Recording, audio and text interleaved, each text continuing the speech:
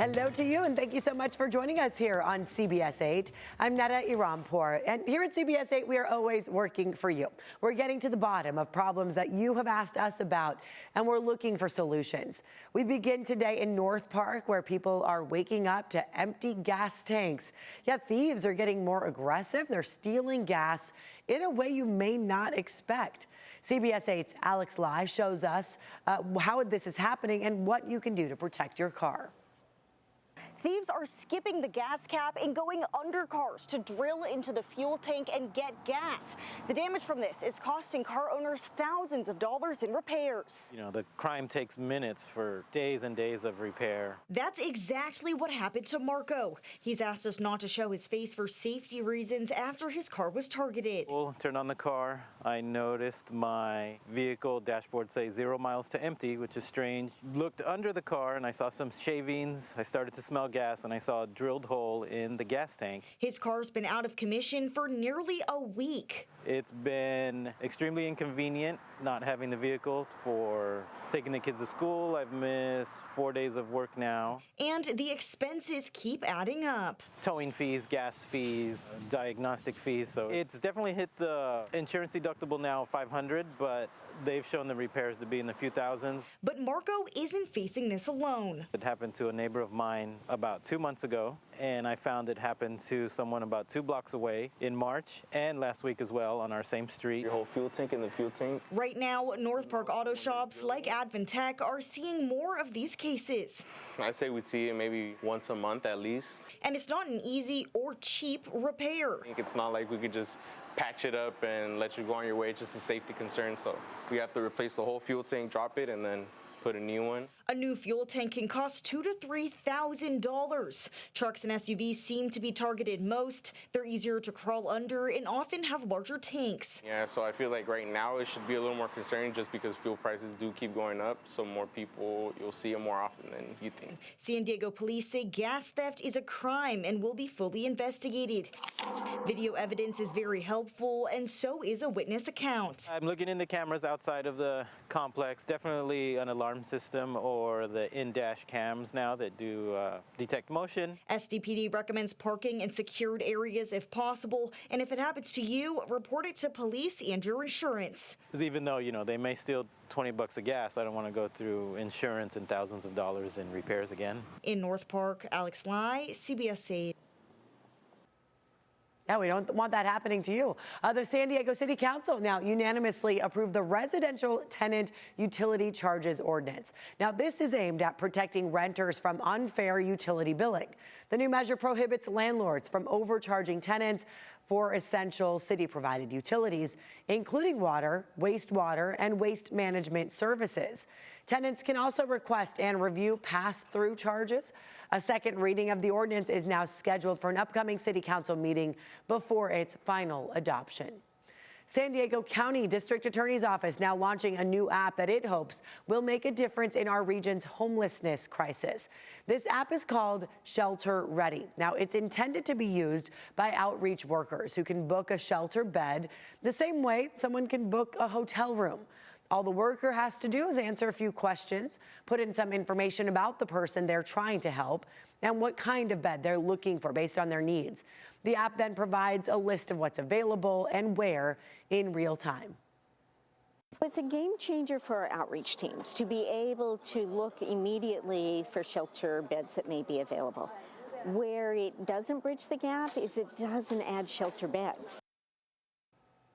This app, Shelter Ready, lets county leaders collect and track that valuable data, which they can then use to determine where beds are most needed and what types of beds are in the highest demand, certain beds for females, families, or men. It is an ongoing issue, as we have seen every year. Tourists getting too close to our sea lions at La Jolla Cove, and they're putting the baby pups in danger. CBS 8's Abby Black working for you and shares the new push to better protect these mammals while maintaining public access to La Jolla Cove. Peak tourist season in La Jolla coincides with sea lion pupping season, and that can create dangerous encounters. Now, a local nonprofit is pushing for stronger protections that would safeguard these marine mammals while keeping the cove open to the public. The barks of sea lions and pups draw crowds to La Jolla Cove, but dive masters say getting too close can be deadly. I literally just watched a tourist chase an injured one off the rock just now as I was getting out of the water.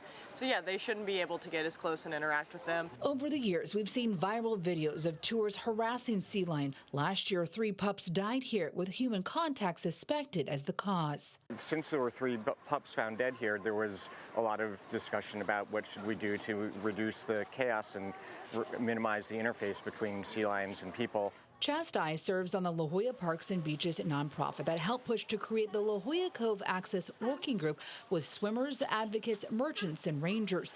Their 5-point plan includes better signage, multilingual tour bus announcements, a viewing deck to keep visitors at a distance, acoustic deterrents for sea lions, and authority for rangers to issue fines or use visual barriers. It's not all actions directed at sea lions. It's not all actions directed at people. It's both things. The city's not gotten back to me for a response, but in the past, the park ranger chief says enforcement is tricky. The beach falls under the federal marine mammals laws, not city jurisdiction. Instead, the chief has said their focus is on the other side of the rocks at Point La Jolla, where it's blocked off year-round. Let them be, leave them be peaceful. Remember, it's illegal to touch, feed, or harass the sea lions. Visitors agree something must change. As you can see here, people do have free access to the beach, but there's lots of opportunities for education and teaching people about the danger. The working group wants to present what they say is their balanced approach to city council soon. The one-sided issue is one where we don't make any progress. We talk about constructive abrasion. That's how we get things done. Reporting at La Jolla Cove, Abby Black, CBS 8. Good to know the rules that are out there. Up next, an audit finds the city is failing to collect millions of dollars. What this means for San Diego's revenue and why tons of recyclables end up in landfills instead. Plus, a groundbreaking test promising to unlock answers to many parents' questions. What families can learn from just one strand of hair.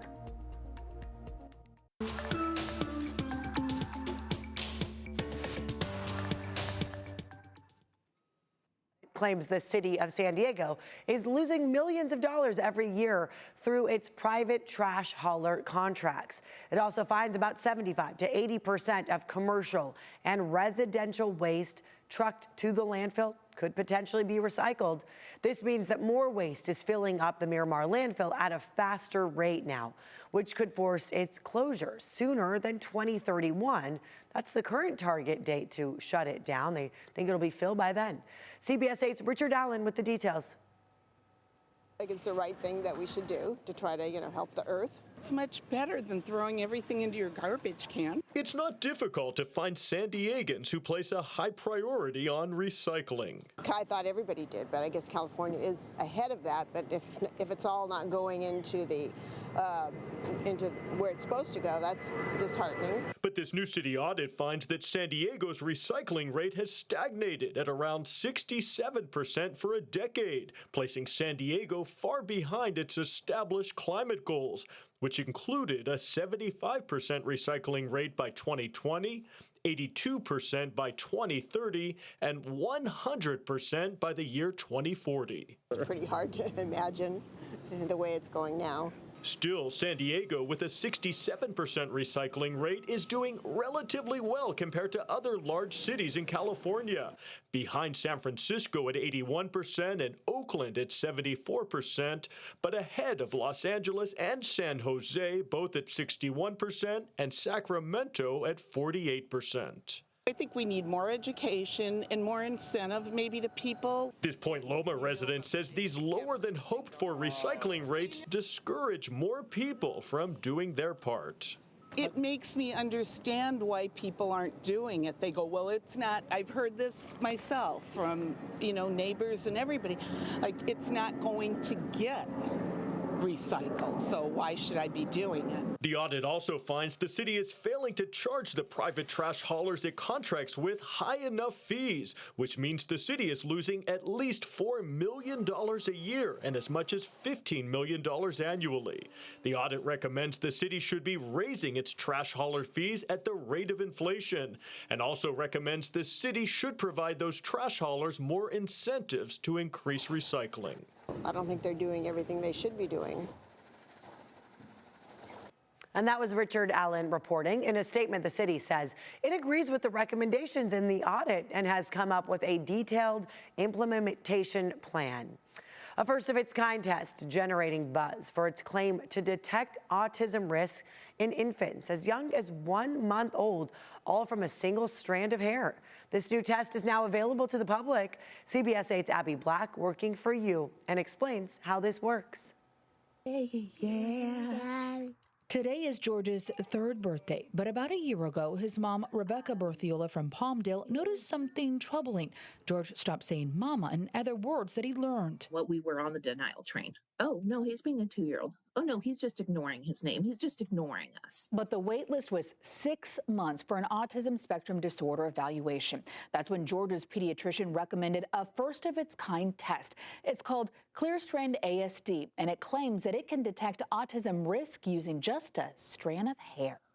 I've never heard anything like that. So to me, I was like, wow, technology is moving super quick. 4 weeks later, the results showed George had biomarkers for autism, which traditional evaluation later confirmed as mild autism. We are measuring exposures to toxic elements, for example. We're also measuring essential nutrients like zinc and copper and how they all interact over time. Dr. Manish Arora is the founder of New Jersey-based Linus Biotechnology that created Clearstrand ASD. He says the test can detect autism risk in children as early as 1 month old. It claims 95% accuracy in ruling out autism. Why is it that when it comes to mental health disorders like autism, we are still filling out questionnaires? The time has come to bring modern science, biochemical testing, into the field of pediatric neurology. The NIH-funded test has FDA breakthrough designation, signaling potential but not yet proven effectiveness. Still, some experts, like Dr. Walterzar Rahadny, director of the New Jersey Autism Study and associate professor of pediatrics at Rutgers New Jersey Medical School, urge caution. It is appealing to say possibly a quick test, a biological test could put my mind at rest. But at this point, I would rather bring my concerns to the EI system, early intervention program. The introductory price for the test is $499 with doctor approval and is not covered by insurance. Meanwhile, CDC data shows that autism diagnoses have nearly doubled in a decade, now affecting 1 in 31 8-year-olds. For Rebecca, the test provided crucial clarity during an anxious waiting period. The unknown can be very scary, but looking for the right resources and getting those answers can be quite helpful so you can move forward with your child. The American Academy of Pediatrics recommends autism screening for 18 and 24 months. If that is not happening at your child's wellness visits, do not hesitate to ask for it. Abby Black, CBS 8. Such important information. Good to know. Thank you, Abby. There's not much we can do to lower gas prices. However, there are some ways to pay less than full price. Coming up here, we're going to break down the top gas reward programs for you.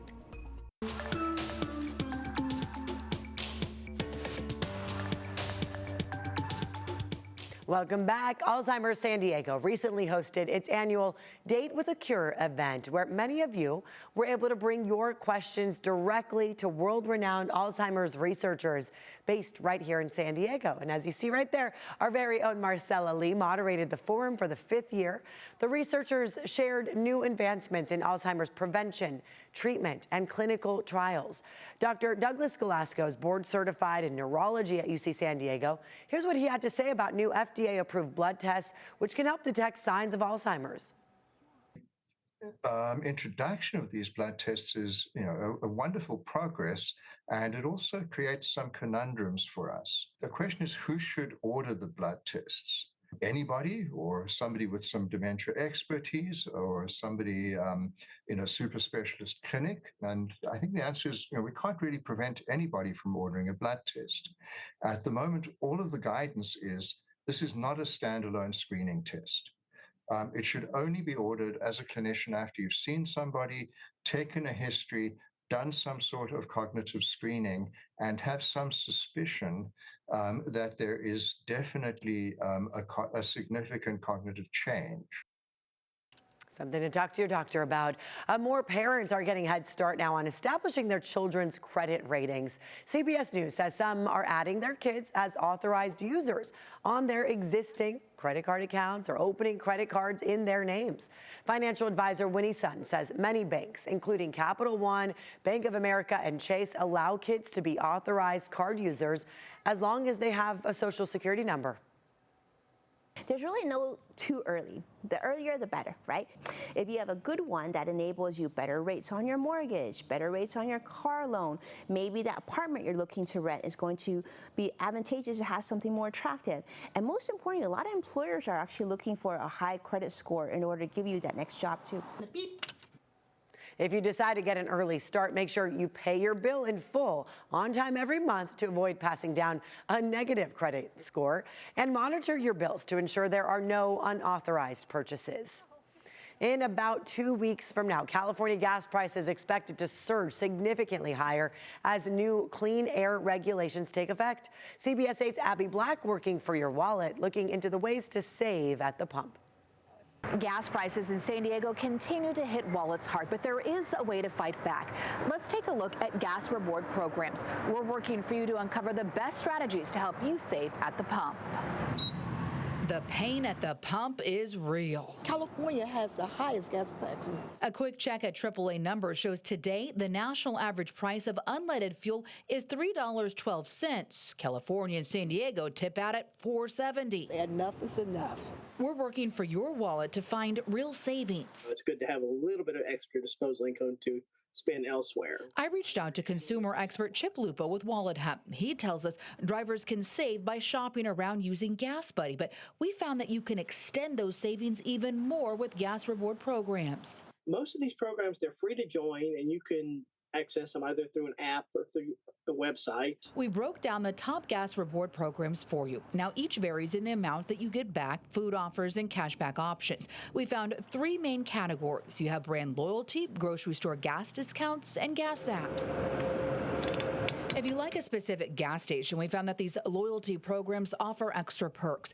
At Shell Fuel Rewards, there's 3 to 10 cents off per gallon. At Exxon Mobil Rewards, there's 3 cents off per gallon plus points for purchases.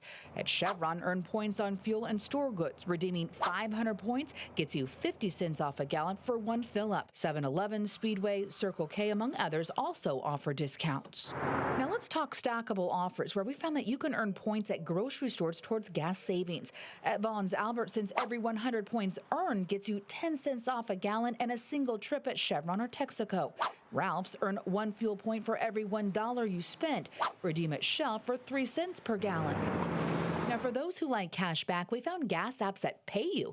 Gas Buddy offers up to 33 cents per gallon. Upside gives back up to 25 cents per gallon. Working for your wallet to make sure that you know the fine print. Read disclaimers carefully for privacy and credit card policies, and check cash out requirements. Some apps need minimum balances. We just do the best we can and call it a day. And here's a pro tip. You can double dip on these savings by using a cashback credit card at the pump to give you more money back. Working for you, Abby Black, CBS 8. And that is going to do it for us here. Remember, if there's something you want us to look into, email us at workingforyou@cbs8.com. Have a great day, everybody.